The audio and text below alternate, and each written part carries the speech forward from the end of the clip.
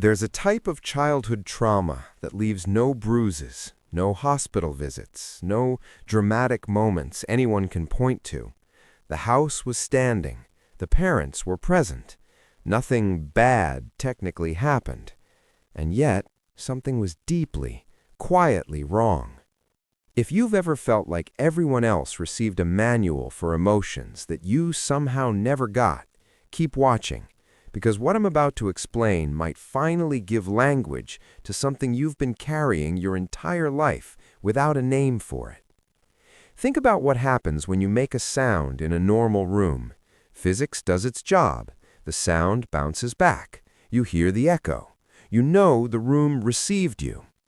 Now, imagine a child reaching out emotionally, not always with words. Sometimes it's just a look, a moment of needing someone's face to say, "I see you. You're real. What you feel matters."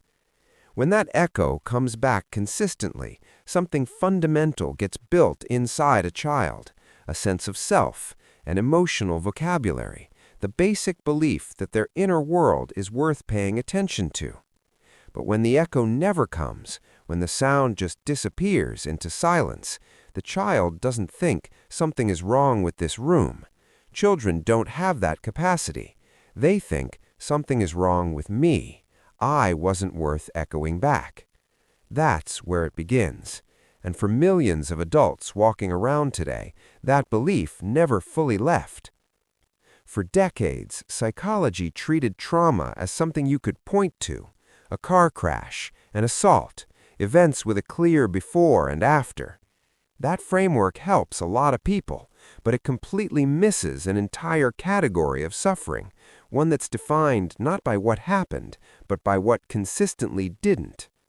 Nobody's going to write a memoir about the birthday nobody remembered, or the hour they cried alone in their room and not a single person came, or the way their parents' eyes always seemed to drift somewhere else right when something important was being said.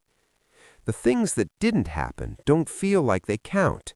You can't explain them without feeling dramatic, without a story, without a scar. It's easy to convince yourself you have nothing real to complain about. Psychologists call it childhood emotional neglect, and the reason it stayed under-researched for so long is almost poetic. The wound is defined by absence. You can't study what wasn't there. Here's the developmental reality underneath all of this. Children learn to understand their own emotional world the same way they learn language, through someone reflecting it back to them. A caregiver who says, "You look sad right now, is that right?" is doing something deeply significant. They're teaching the child that internal states exist, that they have names, and most importantly, that they're worth noticing. When that never happens, children grow into adults who struggle to identify what they're actually feeling. There's a clinical term for this, alexithymia, difficulty identifying and describing your own emotional states. Studies consistently find higher rates. This is where it gets interesting, and honestly uncomfortable, because the profile is so recognizable. These are often the high-functioning people, competent, reliable, the person everyone assumes is fine because they present as fine. Because presenting as fine was the survival skill they mastered so young they don't even remember learning it. Clinician Jonice Webb, who formally defined childhood emotional neglect, describes patients who don't come in with a clear complaint. They arrive with something vaguer, a persistent sense that everyone else has access to some emotional frequency they just can't tune into.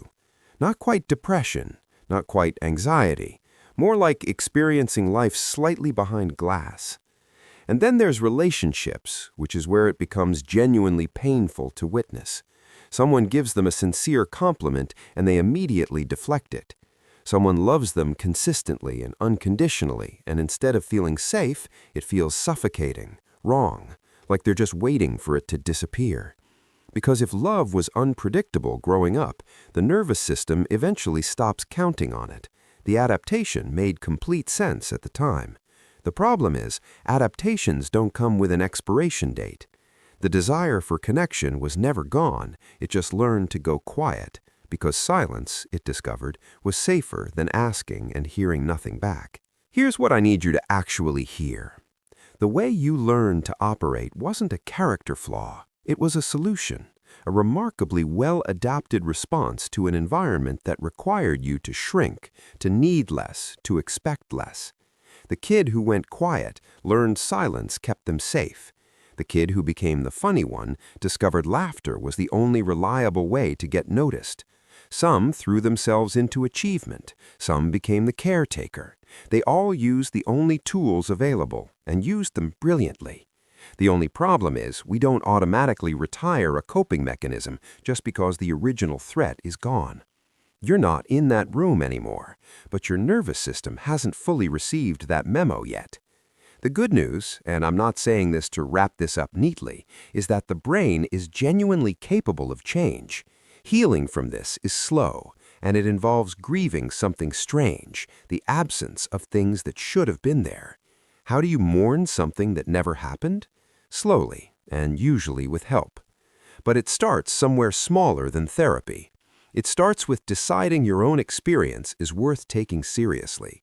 It starts with noticing you're angry and not immediately talking yourself out of it, catching yourself deflect a compliment and pausing to ask why. Small moments of turning your attention inward, which might sound trivial until you realize some people were never once shown that their inner world was worth looking at. Now, here's what I want to ask you directly, and I genuinely want you to answer this in the comments because I read them. Did any of this feel like recognition rather than new information? Because there's a difference between learning something and having something confirmed. If you felt the second one, tell me below. Even just one word, even just yes. Because the thing about emotional neglect is that it thrives in silence. It convinces you that your experience isn't real enough, dramatic enough, worth mentioning. Responding in the comments, even briefly, is genuinely a small act of doing the opposite of that. I make videos like this regularly, going deep on the psychological experiences that feel universal but rarely get named. If that's useful to you, subscribe. And if you want to go further, I've linked related videos on screen right now.